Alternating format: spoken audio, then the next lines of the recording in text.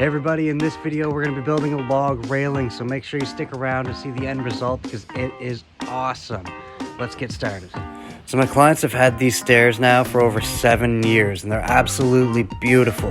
There was a temporary railing on it, but let's build something different. So I went to my woodland about a year ago and I cut down the trees, peeled them and stacked them away to let them dry. So the first thing on my list was to make all the posts. So these are just going to basically have a half lap notch that's going to cup around the stairs. This post had a little bit of butt rot at the end, so I was able to just make my notch in that spot and cut most of that out.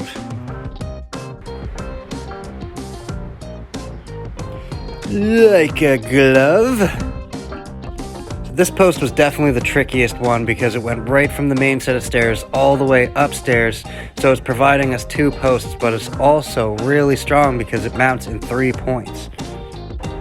And as you can see, I'm just using my chainsaw for most of these notches, and I'm just making those little relief cuts so I can break those away, chisel them out, and then use the mini grinder to clean it all up and make any final small adjustments that I need.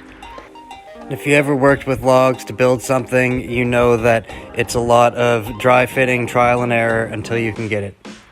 So once I was happy with how the log fit in everywhere, then I was able to take my black leg bolts, screw those in, and that drawed it so tight, that's not going to go anywhere. Beautiful fit. Also, I just used an 1.5" Forstner bit just to recess those leg bolts a little bit.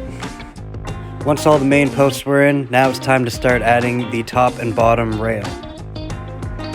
And the way that I decided to do that was basically just lay that log on the steps, raise it up a couple inches where I want it, and then just scribe where I'm going to cut it. And I just cup the ends of the logs to fit around the main posts. And a little tip, if you plan on doing something like this, make sure you're cutting your trees at the right time of year. Usually the summer months the sap is running through and it makes it a lot easier to peel.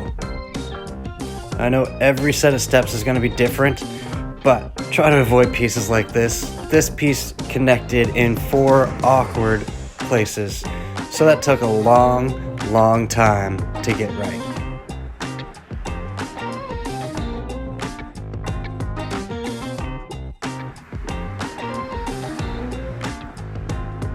So once I had that cut and I was happy with the fit, it was time to screw it on, clamp it together, do all that stuff. And that finishes off the main structure of it. So up next is going to be the spindles. For this job in particular, I was actually trying to avoid uniformity, so I wasn't paying attention to what kind of trees I was using for this or anything. Just as long as everything was somewhat the same size, that's all that mattered. So the whole time I've just been putting 1 temporary screw in the top rail because you are going to have to lift that up to get those tenons to fit in there. So like anything, don't go ahead and screw everything off right away. Just leave those with a temporary screw so any adjustments can be made. And boy, is that strong. So after that was done, I decided to jump downstairs to this handrail. For this, I'm just using the same methods, half lap joints and leg bolts. And that mini grinder is great for getting in those little detailed places. Now, I'm definitely not claiming to be some log home builder. I've never taken on a job like this before. The only railings out of logs that I've built were at my camp and they didn't look this nice, so don't judge.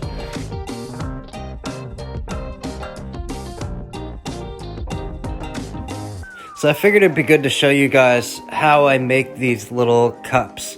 I put a mark at the top dead center and then run the diameter, the rough diameter of the log out from that.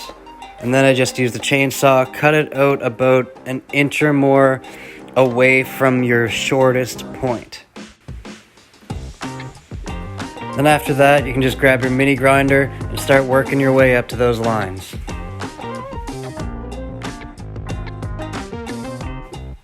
Alright, we're nearing the end. Just gotta use our 1" Forstner bit to drill all the holes for those spindles.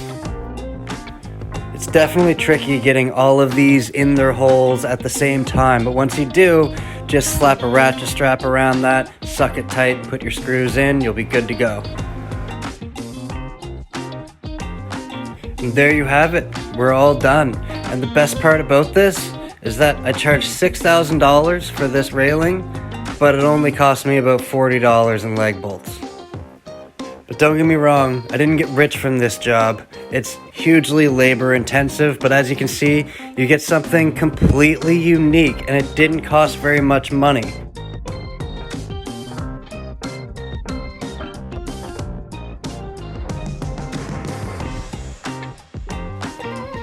You're also probably wondering, what is that tool that he's using to cut those tenons? Well, simple, it's a tenon cutter. I bought it off Amazon. It was about $170 some. I will definitely add a link below because that tool was really impressive throughout this whole job. I couldn't have done it this well without it.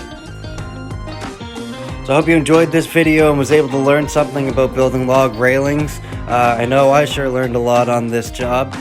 Please like, comment, subscribe, hit that notification bell. Show us your support because we love making videos and we're not going to stop anytime soon. Thanks.